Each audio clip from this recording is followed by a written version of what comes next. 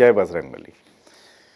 বিগত তারা মন্দিরে যারা আসছেন শিবতারা মন্দিরে বহু বছর ধরে 2006-এর পর থেকে, স্পেশালি আমরা 2012-13 অবধি কবচ দিতাম, তারপরে থেকে আমরা কিন্তু কবচ দেওয়া বন্ধ করে দিই। কারণ কবচ এমন একটা জিনিস যে ম্যাক্সিমাম জিনিস বিলুপ্তির পথে, কবচে যেই জাতীয় জিনিস দিতে হয় এবং কবচের নিয়মকানুন থাকে, তো তার পরবর্তীকালে কনভার্ট করে আমরা বিভিন্ন যন্ত্র বিভিন্ন ভক্তকে কিংবা বিভিন্ন ক্লায়েন্টদের দিয়ে থাকি।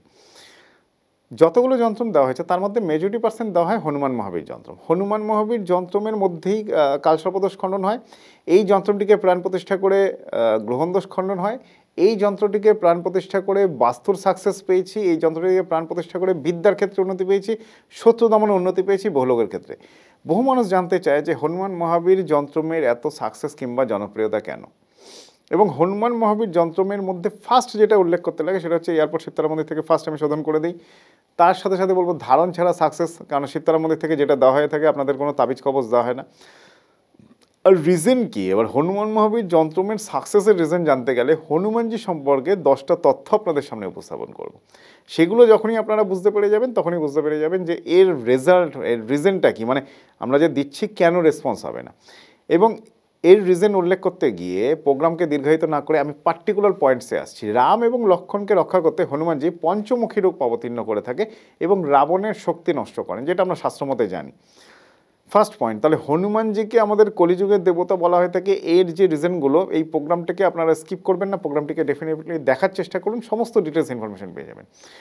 হনুমানজির গায়ে সিঁদুর দেওয়া হয়ে থাকে, মানে রামের দীর্ঘায়ু কামনায় হনুমানজি নিজের গায়ে সিঁদুর মাখতেন, এবং এটাকে আমরা ভক্তরা আজও অনুসরণ করে থাকি। বলা হয়ে থাকে যে বাল্মীকির রামায়ণ রচনার আগে হনুমানজি নিজের নখ দিয়ে পাহাড়ের গায়ে হনুমাদ রামায়ণ রচনা করেছিলেন। এটা একটা বিশেষ গুরুত্বপূর্ণ তথ্য আপনাদের সামনে উপস্থাপন করলাম। সূর্য নমস্কার আমরা করে থাকি। সূর্যদেবের শিষ্য হনুমানজি গুরুদক্ষিণা হিসেবে সূর্য নমস্কারের কিন্তু উদ্ভাবন করেছিলেন। এই হনুমানজি মহাদেবের 11তম অবতার, বিষ্ণুর অবতার। রামচন্দ্রকে সাহায্য করার জন্য তিনি দেবী অঞ্জনার গর্ভে জন্ম নিয়েছিলেন। সো এই যে হনুমানজির বিভিন্ন তথ্যগুলো আপনাদের উপস্থাপন করছি, এটা জেনে আপনারা আশ্চর্য হবেন যে কলিযুগের দৃশ্যমান দেবতা বলা হয় থাকে হনুমানজিকে এবং সূর্যদেবকে, যিনি ভক্তদের বিভিন্ন রূপে আমাদের বিভিন্নভাবে রক্ষা করে থাকে।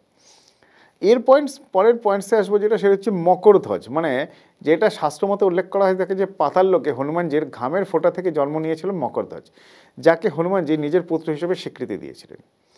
হনুমান চালিসার শক্তি আমরা প্রতিনিয়ত রিয়েলাইজ করে থাকি। All India basic Hanuman Chalisa পাঠ হয়ে থাকে। বজরংবলী হনুমান চালিসার স্মরণে শুধুমাত্র মনের ভয় দূর হয় এরকম নয়, মনোবল বৃদ্ধি পায়। এবং হনুমান চালিসাকে যদি আমরা সঠিক উপায়ে ফলো করি, হনুমান চালিসার মধ্যে আপনারা ফলো করবেন যে কর্মের উন্নতি, শত্রু দমন, পিশাচ অর্থাৎ অপদেবতার সম্পূর্ণভাবে বিনাশ, সবকটা পয়েন্টসের উল্লেখ কিন্তু পাওয়া যায় হনুমান চালিসার মধ্যে। হনুমানজি আমাদের অষ্টচিরঞ্জীবীর মধ্যে অষ্টচিরঞ্জীবী এমন একটা ভাইটাল পার্ট, এটা নিয়ে আমাকে পরবর্তী প্রোগ্রাম আপনাদের সামনে উপস্থাপন করতে হবে, ওটা একটা আলাদা সাবজেক্ট। কিন্তু হনুমানজি অষ্টচিরঞ্জীবীর একজন, অর্থাৎ তিনি চিরঞ্জীবী বা অমর। এবং এই কলিত্রাতা রূপে যেই দেবদেবতার অবস্থান আমরা দেখে থাকি, তাকে সাহায্য করার জন্য কিন্তু হনুমানজির এই অষ্টচিরঞ্জীবী রূপের অবদান আমরা দেখে থাকি। আচ্ছা, এরপরে আসি মঙ্গলের দেবতা, মানে স্পেশালি ম্যারেড লাইফ, বিভিন্ন ধরনের সমস্যাগুলো তো আমাদের জীবনে এসে থাকে। তো এই সমস্যাগুলো থেকে বাঁচতে অর্থাৎ বজরংবলীর পুজো করলে বিবাহ এবং বিবাহিত জীবনের বাধা তো দূর হবেই, প্লাস বিবাহিত জীবনে শুভ ফল লাভ হবে। এই মেনটেনেন্সগুলোর জন্য অনলি ফর এতগুলো রিজন, মানে এতগুলো কারণ, এই কারণগুলোই হনুমানজিকে একটা ইউনিক দেবদেবতা রূপে পরিণত করেছে, যেই কারণের জন্য হনুমান চালিসার প্রচলন কিন্তু সারা ভারতবর্ষে সব থেকে বেশি। সো এই নিয়মগুলো যখনই আপনারা জেনে যাবেন, কিংবা আমি আপনাদের পয়েন্টসগুলো উল্লেখ করলাম, এই পয়েন্টসগুলোকে যখনই মিলিয়ে নেবেন নিজের ব্যক্তিগত জীবনের সাথে, তখনই বুঝতে পারবেন যে হনুমান মহাবীর যন্ত্রম কেন আপনাদের দেই এবং হনুমান মহাবীর যন্ত্রম কেন আপনাদের ক্ষেত্রে কাজে লাগে এত ফাস্ট। বহু মানুষের ক্ষেত্রে আমি দেখেছি যে 2-3 মাসের মধ্যে, কিংবা অনেকের ক্ষেত্রে দেখেছি 20-21 দিনের মধ্যে রেসপন্স করে দেয়। আমি বলছি না আপনাকে 7 দিনের মধ্যে ভাগ্য ফেরাতে পারবো, কিন্তু হনুমান মহাবীর যন্ত্রম স্থাপন করে আপনি কিন্তু রেসপন্স বুঝতে পারবেন, ডেফিনেটলি বুঝতে পারবেন। মানে এখন অবধি আমি আমার লাইফে বহু মানুষকে দিয়েছি, মেজরিটি% উপকৃত।